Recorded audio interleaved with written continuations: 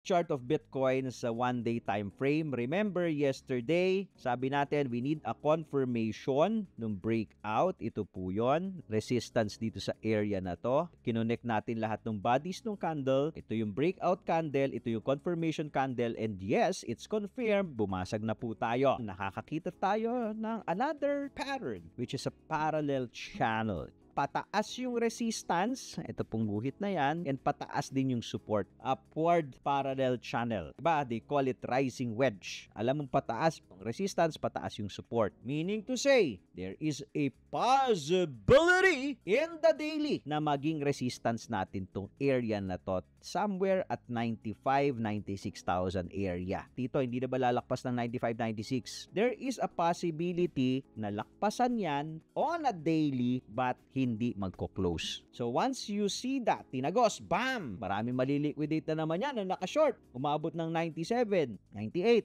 Tapos babalik, magko-close sa 95 below the channel. There is a possibility na i-retest ulit natin tong channel. Lower part ng channel. Probably 93, 94. Pwede rin pong itong area na to.